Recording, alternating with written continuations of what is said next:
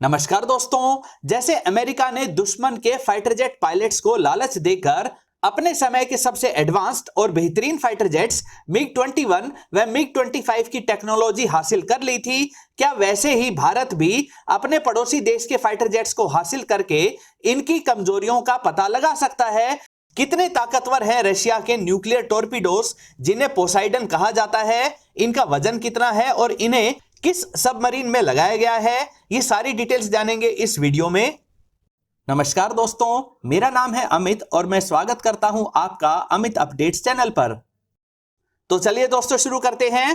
पंकज जी का सवाल है कि जैसे अमेरिका और इजराइल ने रूस के मिग-21 को कैप्चर किया था, क्या भारत भी वैसा ही अपने पड़ोसी देश के साथ कर सकता है? किन कंडीशंस में ऐसा हो सकता है? दोस्तों ये सच है कि अक्सर ये कोशिश की जाती है कि दुश्मन देश के खास हथियारों जैसे फाइटर जेट्स, मिसाइल्स या ड्रोन्स की टेक्नोलॉजी हासिल की जा सके। इसके लिए सबसे आसान तरीका होता है दुश्मन के ही किसी अधिकारी को इतना लालच दे देना कि वह अपने देश को धोखा देकर गद्दारी करके अपने फाइटर जेट या मिसाइल के डिजाइन को लेकर लालच देने वाले देश में चला जाए। अमेरिका और इजराइल ने मिलकर इसी तरह से ऑपरेशन डायमंड के तहत एक इराकी एयरफोर्स के पायलट को लालच देकर इराक से गद्दारी करवाते हुए मिग-21 के साथ अपने देश यानी इजराइल में बुलवा लिया था। 1960s में मिग-21 सबसे एडवांस्ड फाइटर जेट माना जाता था और इसका तोड़ निकाले बिना इजराइल अपने दुश्मन देशों से नहीं जीत सकता था। इसी तरह से 1976 में सोवियत यूनियन के एक पायलट विक्टर बेलेंको ने अपने देश को धोखा देते हुए एक मिग-25 इंटरसेप्टर जेट को जापान में ले जाकर अमेरिका को सौंप दिया था। मिग-25 की 3500 किलोमीटर पर आवर की स्पीड और 80,000 फीट तक के एल्टीट्यूड तक जाने की काबिलियत ने अमेरिका और यूरोपियन देशों में मिग-25 की दहशत का माहौल बना रखा था। सोवियत यूनियन ने भी अमेरिका द्वारा ईरान को बेचे गए स्विंग हो सकने वाले विंग्स वाले F-14 फाइटर जेट्स की टेक्नोलॉजी ईरान से हासिल कर ली थी। इसी तरह से सोवियत यूनियन के टुकड़े होने के बाद अमेरिका ने मोल्डोवा से 21 मिग-29 जेट्स को लेकर इसके हेलमेट माउंटेड डिस्प्ले से ऑपरेट होने वाली आर्चर मिसाइल को डिकोड कर लिया था। एक समय सोवियत यूनियन ने भी अमेरिकी B-29 बॉम्बर जेट की रिवर्स इंजीनियरिंग करके टुपोलेव Tu-4 जेट बना लिया था। दोस्तों इतिहास में इस तरह की घटनाएं भरी पड़ी हैं। अब सवाल यह है कि क्या भारत को भी अपने पड़ोसी देश के फाइटर जेट्स को इसी तरह से हासिल करना चाहिए? देखिए, ऐसे मामले माहौल को बिगाड़कर एक बड़ी लड़ाई को शुरू करवा सकते हैं और इसके लिए बड़ी आसानी से भारत के ऊपर ही गलत तरीकों के माध्यम से लड़ाई को शुरू करवाने का इल्जाम भी लगेगा। इसीलिए इस तरह के काम के लिए किसी तीसरे देश का इस्तेमाल किया जाता है। जैसे मिग-21 के लिए अमेरिका ने इजराइल का साथ लिया, मिग-25 के लिए जापान का साथ लिया, ऐसे ही सोवियत यूनियन ने F-14 के लिए ईरान का साथ लिया। इससे फायदा यह रहता है कि जो देश उन फाइटर जेट्स को एनालाइज कर रहा है, उनकी खास टेक्नोलॉजी को समझने के लिए उन पर एक्सपेरिमेंट्स कर रहा है, ऐसे देश पर डायरेक्ट कोई दबाव नहीं आता है। इसीलिए भारत को अगर अपने पड़ोसी देश के फाइटर जेट्स की टेक्नोलॉजीज को हासिल करना है तो हमें उनके पायलट्स को किसी और यानी तीसरे देश के माध्यम से लालच देना होगा। यह काम श्रीलंका या नेपाल जैसे देशों के माध्यम से हो सकता है, लेकिन अगर डायरेक्टली दुश्मन देश का पायलट अपने देश से गद्दारी करके अपने फाइटर जेट को हमारे देश में ले आता है तो ऐसे केस में जब तक हमारे टेक्नीशियंस उस फाइटर जेट को एनालाइज कर पाएंगे, उससे पहले ही हमारा पड़ोसी देश यूनाइटेड नेशंस जैसी ऑर्गेनाइजेशंस का साथ लेकर भारत पर इतना दबाव बनवा देगा कि हमें वह फाइटर जेट तो वापस करना ही पड़ेगा।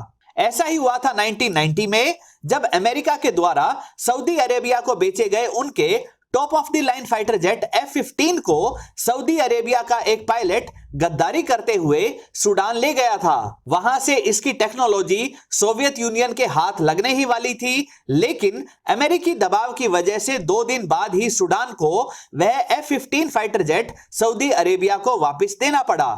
हालांकि सूडान ने उस पायलट को अपने देश में शरण जरूर दे दी थी। दोस्तों इसी कारण भारत यह नहीं चाहेगा कि उसे भी इंटरनेशनल प्रेशर में दुश्मन का जेट भी वापस करना पड़े और साथ ही फाइटर जेट चोरी करवाने का आरोप भी झेलना पड़े। दोस्तों इसके अलावा सबसे खास बात यह है कि हमारे पड़ोसी के पास ऐसे डिजाइन वाला कोई अनोखा यूनिक फाइटर जेट है ही नहीं जिससे भारत को ज्यादा टेंशन लेनी पड़े। अमेरिका ने जब मिग 21 या मिग 25 की टेक्नोलॉजी हासिल की थी तब ये जेट्स उस समय के सबसे बेहतरीन और सबसे एडवांस्ड फाइटर जेट माने जाते थे। वहीं दूसरी तरफ हमारे पड़ोसी देश के पास JF-17 फाइटर जेट्स हैं जो चाइना ने डिजाइन करके पाकिस्तान को दिए हैं। इन पर तो खुद चाइना को ही भरोसा नहीं है, इसलिए उन्होंने JF-17 को अपनी एयरफोर्स में अभी तक शामिल नहीं किया। हमारे पड़ोसी देश के पास लगभग 40 वर्ष पुराने F-16 भी हैं। भारत इनसे ज्यादा एडवांस्ड F-16 के साथ एयर एक्सरसाइज कर चुका है। भारत सिंगापुर एयरफोर्स, ग्रीस की एयरफोर्स व अमेरिका के साथ अलग अलग जगहों पर रेगुलरली एयर एक्सरसाइज करता रहता है, जिनमें हमारी एयरफोर्स इन देशों के पास मौजूद F-16 को अच्छे से एनालाइज कर चुकी है। रही बात चाइना के द्वारा F-16 की टक्कर का जेट बनाने के लिए इजराइल के लावी प्रोजेक्ट पर बेस्ड J-10C फाइटर जेट की, तो यह इतना पावरफुल या एडवांस्ड नहीं है कि हमारे पास मौजूद राफेल या सुखोई 30 MKI जैसे फाइटर जेट्स को टक्कर दे सके।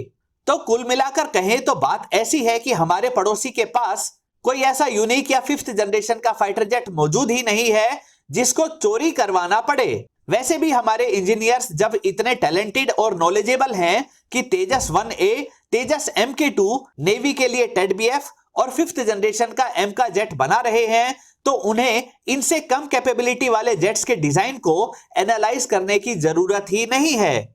ना ही भारत चाइना की तरह दूसरे देशों के फाइटर जेट्स को रिवर्स इंजीनियरिंग करके उनका डुप्लीकेट बनाने की चाहत रखता है। दोस्तों एक बात और, अमेरिका और सोवियत यूनियन ऐसा कर पाए क्योंकि वो इतनी बड़ी सुपर पावर रहे हैं कि वे बड़ी से बड़ी लड़ाई का रिस्क भी उठा सकते थे, जबकि भारत अभी इतनी बड़ी सुपर पावर नहीं बना है। भारत अभी एक डेवलपिंग देश है और इस समय जब वाकई भारत की इकोनॉमी तेजी से बढ़ रही है, ऐसे समय में भारत अपने पड़ोसी देश के साथ लड़ाई को शुरू करवाकर अपनी तरक्की को चौपट नहीं करवाना चाहेगा। इसीलिए भारत को अमेरिका, इजराइल या सोवियत यूनियन की तरह अपने पड़ोसी देश के फाइटर जेट्स को हासिल करने की कोई कोशिश नहीं करनी चाहिए। बढ़ते हैं अगले सवाल की तरफ। रोकी भाई का सवाल है कि क्या टॉर्पीडो न्यूक्लियर पेलोड लेकर जा सकता है? टॉर्पीडो नेवल शिप्स और खास तौर पर सबमरीन्स के लिए बनाया गया बेहद खास हथियार है। इसे ट्रैक करना और इससे पीछा छुड़ा पाना बेहद मुश्किल होता है। एक अकेला टॉर्पीडो ही एक अच्छे खासे नेवल शिप को डिस्ट्रॉय करने की ताकत रखता है। कन्वेंशनल टॉर्पीडोज की बात करें तो ये बैटरी पावर्ड प्रोपल्शन सिस्टम से आगे बढ़ते हैं। सबसे एडवांस्ड टॉर्पीडोज में से एक अमेरिका का मार्क 48 टॉर्पीडो 50 किलोमीटर दूर तक जाकर अपने टारगेट शिप या सबमरीन को डिस्ट्रॉय कर सकते हैं। Mark 48 torpedo 100 kilometre per hour की स्पीड भी अचीव कर सकते हैं।